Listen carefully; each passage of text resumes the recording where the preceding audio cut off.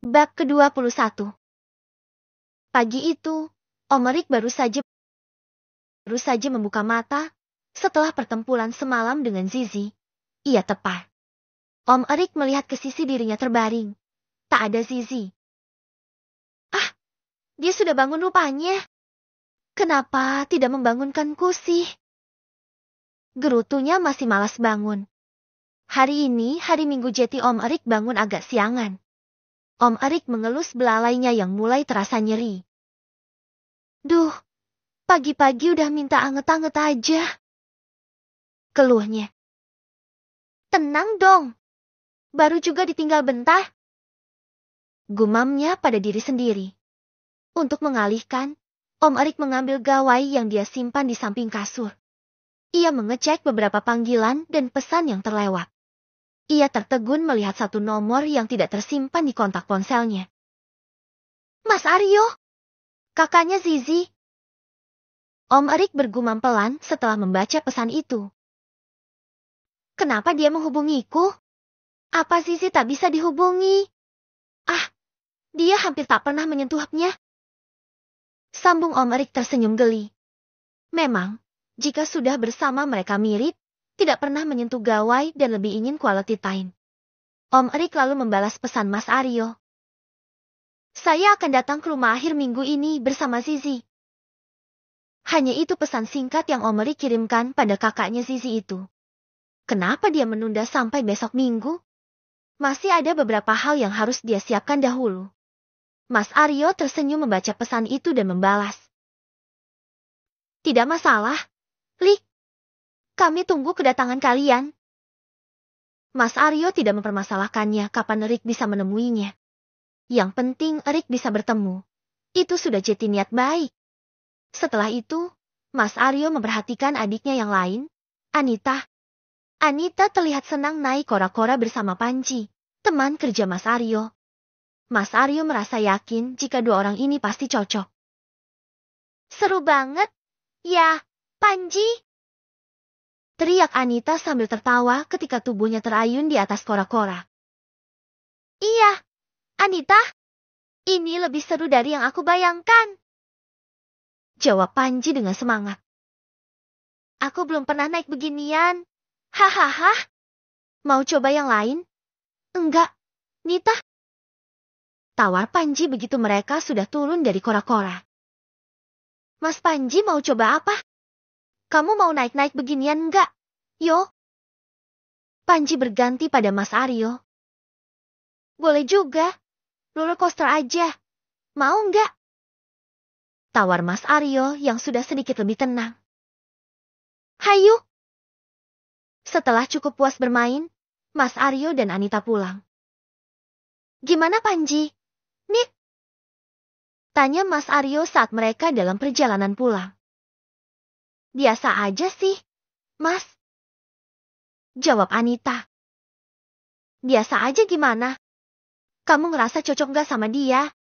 Baru juga sekali bertemu, Mas. Jadi gak tahu. Mas Aryo tak lagi mempertanyakan. Ia biarkan dulu semua mengalir setelah pertemuan pertama. Ia hanya akan melihat bagaimana kelanjutannya nanti. Tak elok juga terlalu terburu-buru. Sesampainya di depan rumah, mereka mendengar suara pertengkaran.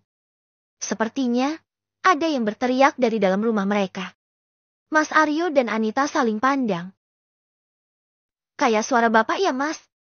Iya, ayo kita lihat, nggak biasanya bapak terdengar marah-marah seperti ini. Anita dan Aryo akhirnya keluar dari mobil dan langsung masuk ke dalam rumah.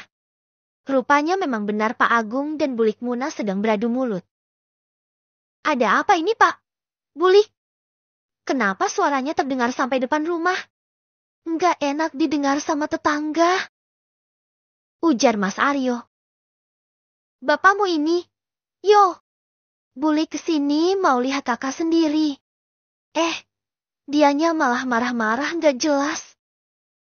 Aduh, Bulik Muna dengan bibir cemberut dan muka masam. Kamu ngapain sebar-sebar berita sampai ke tetangga kalau anakku sudah menikah karena digerebek? Sambar Pak Agung. Bukannya memang Zizi menikah karena digerebek, Mas?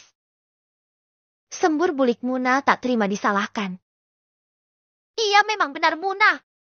Tapi kamu gak ada hak buat menyebarkan ke seluruh desa. Aku kan gak fitnah. Mas, emang kenyataannya begitu. Makanya Zizi dinikahkan. Walau benar kamu juga gak punya hak untuk menyebarkannya kemana-mana. Muna.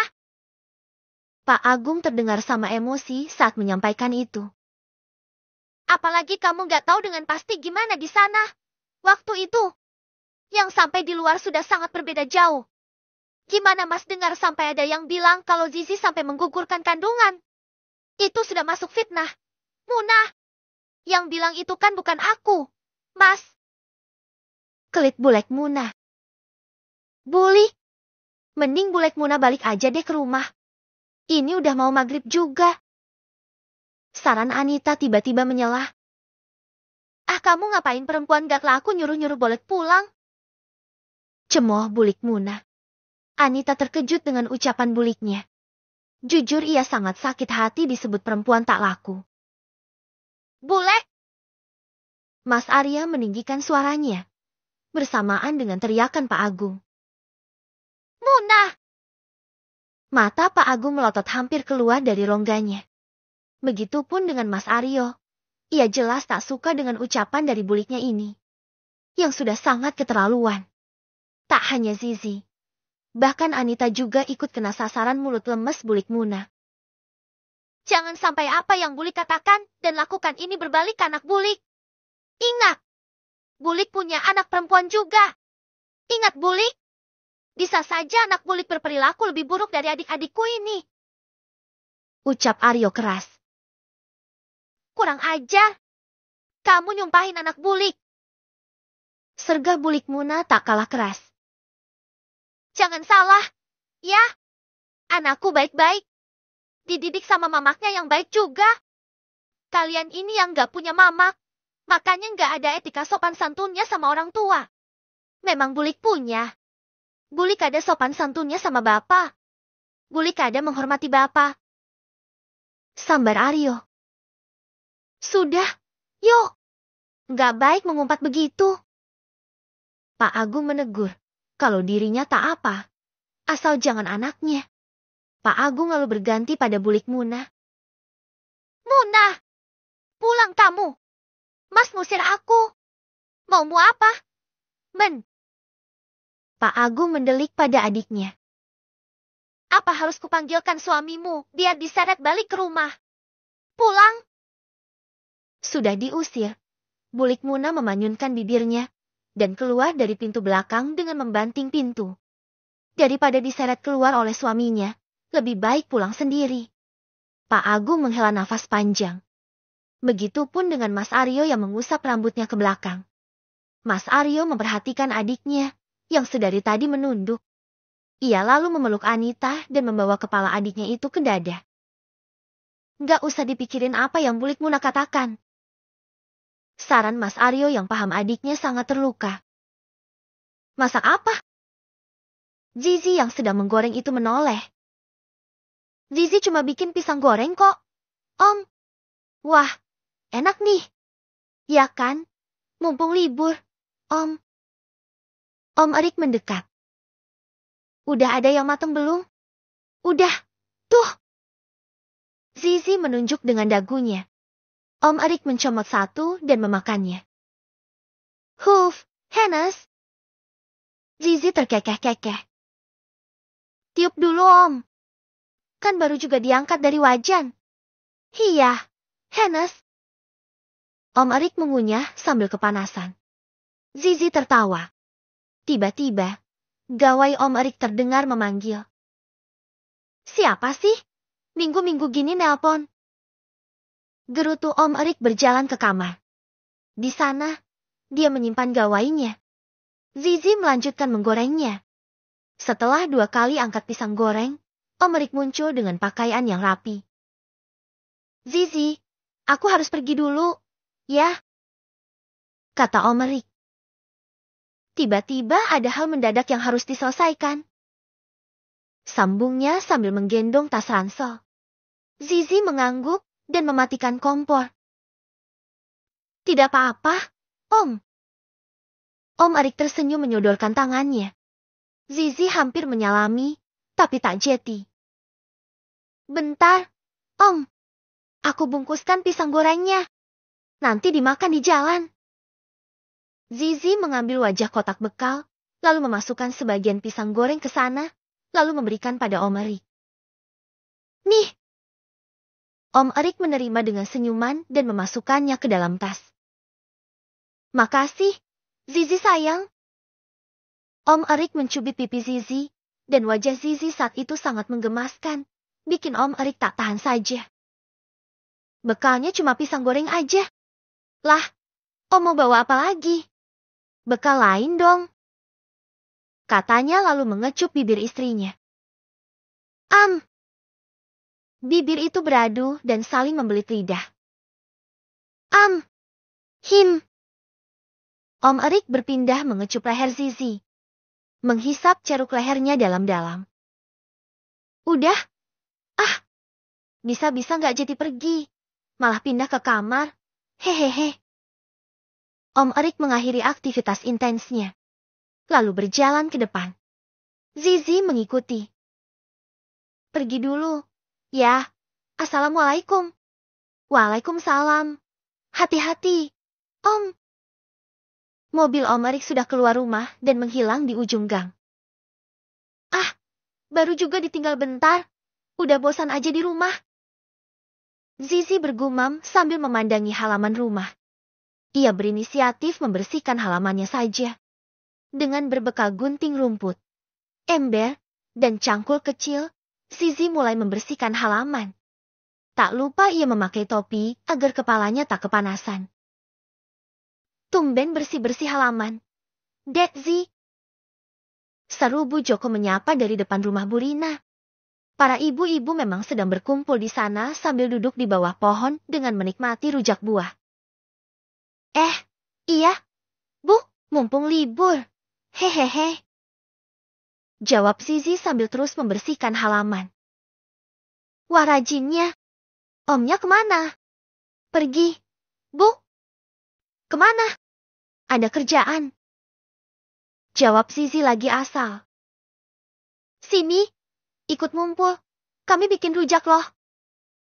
Ajak Bu Rina sambil melambaikan tangannya. Iya, Bu. Ini lagi beresin halaman dulu, rumput udah tinggi-tinggi. Tolak Zizi beralasan. Para tetangga mulai bergosip tentang rumah tangga. Zizi memasang telinga. Menguping sambil pura-pura membersihkan halaman. Apalagi yang diomongin masalah ranjang. Paket. Oh, iya Mas paket. Seru Bu Rina menerima paket dari Kang Paket yang baru datang. Aku baru saja membeli baju tempur untuk menyenangkan suamiku. Kata Bu Rina dengan bangga. Ini. Bu Rina mengangguk. Baju tempur? Gumam Zizi menoleh. Penasaran juga dia. Menyenangkan suami. Zizi penasaran dan ikut melongok. Tapi dari halaman rumah, tak terlihat jelas. Ia lantas berjalan mendekat setelah mencuci tangan. Nih, lihat. Tada. Cantik kan? Seru Bu Rina setelah membuka paket dan merentangkan baju tipis itu. Bagus ini. Berapaan? Ini baju tempur. Kayak saringan tahu. Celetuk Zizi yang membuat ibu-ibu kaget. Zizi tiba-tiba muncul. Kamu ini? Ya ini yang buat nyenengin suami. Nerawang-nerawang. Keke Bu Rina yang disambut suara tawa dari Bu Joko dan yang lain. Kamu gak usah ikut nimbrung ini, area dewasa. Zizi juga udah gede, Budhe. Seru Zizi. Hihi, jangan coba-coba kamu. Zi, belum cukup umur, masih sekolah aja yang bener. Saran Bu Joko. Zizi jadi kesal. Dia lalu berbalik dan kembali masuk ke dalam rumah setelah mengambil semua alat berkebunnya. Aku juga walau kecil gini, udah bisa bikin anak tahu. Gerutunya setelah menutup pintu. Setelah itu, Zizi mengambil gawainya. Ia membuka toko online terbesar di negeri ini dan mulai mencari baju-baju seksi. Mulut Zizi terbuka lebar melihat jenis dan model baju tempur itu. Ya ampun, beneran dijual. Zizi terkekeh geli sambil menutupi wajahnya yang malu. Lalu mengintip lagi, membayangkan dirinya memakai baju tempur itu di depan wajah Om Erik. Pesan, yang mana? Ya. Gumam Zizi memilih yang terlihat bagus. Malam itu, Zizi menunggu Om Erik pulang. Ia galau juga. Setelah Om Erik pergi, pria tampan itu tak lagi memberi kabar.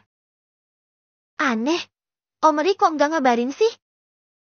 Zizi hanya berguling-guling saja di atas kasur. Kangen, keluhnya. Waktu sudah menunjukkan pukul 10 malam. Zizi mengintip room chat milik Om Erik. Masih saja belum dibaca. Ya ampun, bikin cemas aja Om Erik ini. Dia pulang gak sih malam ini? Zizi berdiri dari atas kasur, lalu membuka lemari. Ia mengambil kaos milik suaminya.